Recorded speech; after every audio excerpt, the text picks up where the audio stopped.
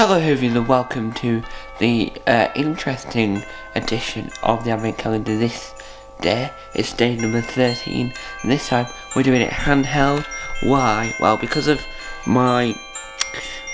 wanted to make this series a little bit more interesting and intriguing, and because I wanted to show off the Christmas tree, I thought let's do this handheld, so it might be a little bit more shakier than every other episode. So let's get on to opening day number 13. Now, as you know, we've had some days early on that didn't go to plan because of the way I opened it. So let's see if we can open it correctly. First of all, we're going to feed the day through so we can look at it best from a better angle. Oh, there we go. Have we already done it? No, we haven't done it yet.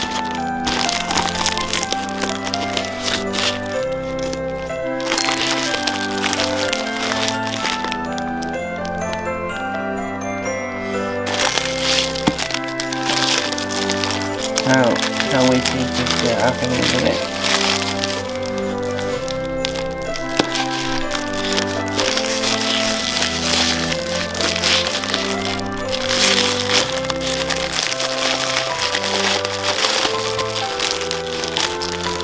Right, now let me grasp onto it.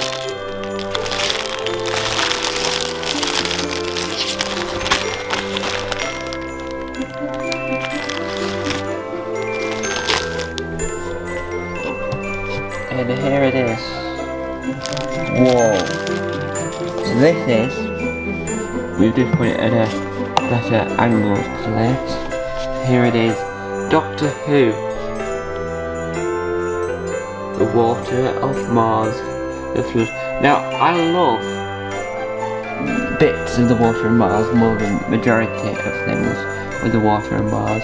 Why might you ask? Do I only say bits? It's because I just think that the actual villain in the water of Mars is a little bit weird, if that makes any sense at all. So I quite liked what they'd done, and I'm intrigued to know how the novelisation, which is this here, how the novelisation is any better. Which bits does it fix in the episode to make it much interesting. I'm also intrigued, and I'll know in the future how the audiobook version of the stories work, because obviously you're going to find an actor that can replicate the voices, and I like this bit here, because these bits have come out retrospectively, because the people really want to still collect the novelisations. People want to still collect the novelisations, so what they've done is they've rewritten all the old novelisations, and well, not the old novelisations, but they're rewriting the old episodes that hadn't been novelised just yet, and that meant that we've got the outcome that we've got. So the only difference is with the Star Beast, the Giggle, and While We're Yonder, their novelisations have come not so long after the episodes have aired, but because this is slightly different.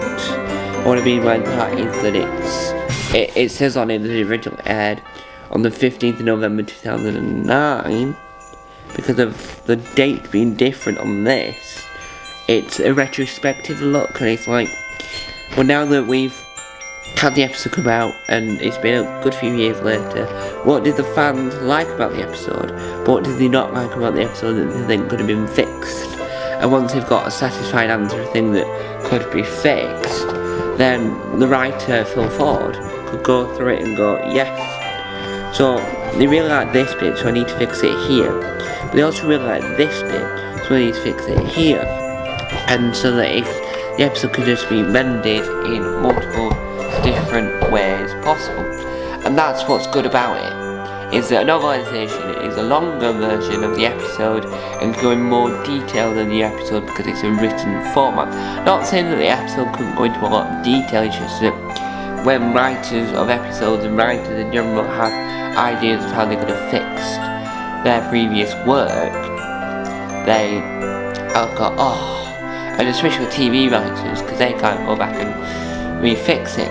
But with novelisation in the world of Doctor Who, that means that the writer can go back and fix it and go, oh, here's where I could have gone wrong, here I could have gone better, and so on. So hopefully, in the not too distant future, I will be doing a whole video reviewing all the novelisations that I own so far. I'm hoping to do a back catalogue and try and collect all the novelisations that exist. I know that will be a very expensive and very long journey. I also hope that I can also find the audiobooks and audio cassettes of all the audio, because for the world of Audible, audiobooks exist in CD formats and cassettes.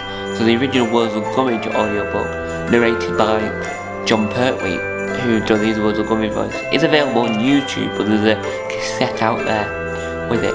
So I'm on the lookout for the Words of Gummidge audiobook collection, read by John Pertwee on cassette, because I know the YouTube version, which is the exact same version, is amazing. It's like with the British Empire book that Chris Barry narrated for the audiobook, and that was on cassette, but I've not seen any other version about it other than the one available on YouTube, but I want the traditional cassette version. So there you have it. Today we got the novelisation of Water in Mars. I'm very excited to look into this, and I'll read you what it says on the back of here. This is rather interesting. November 21st, 2059. So there you go. So that means that the episode was set a few days before, a few days after it would have aired. Obviously it aired 2009, not 2059.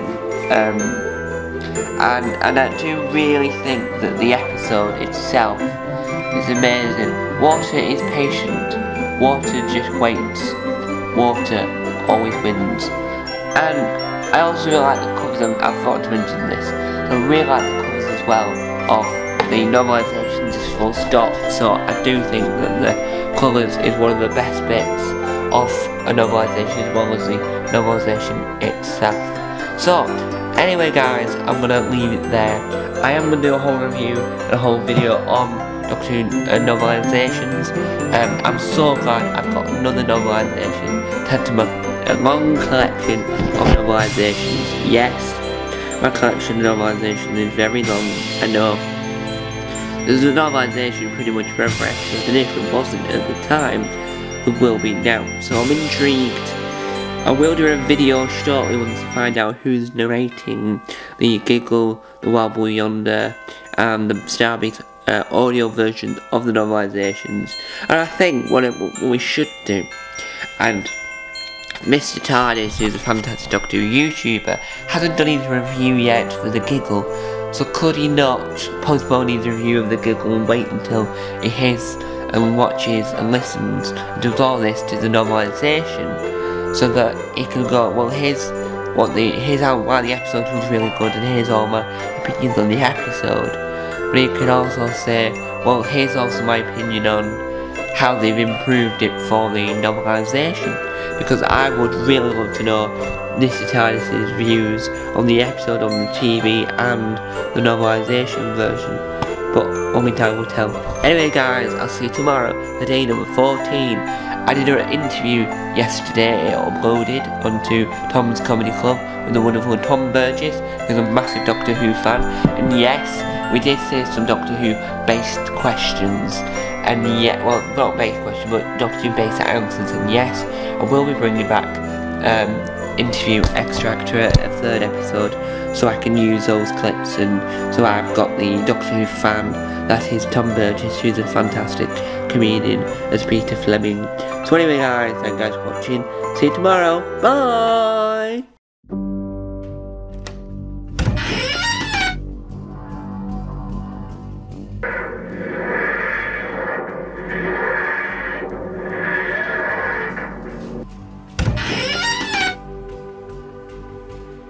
Don't forget to subscribe to the official Tom Mason YouTube channel.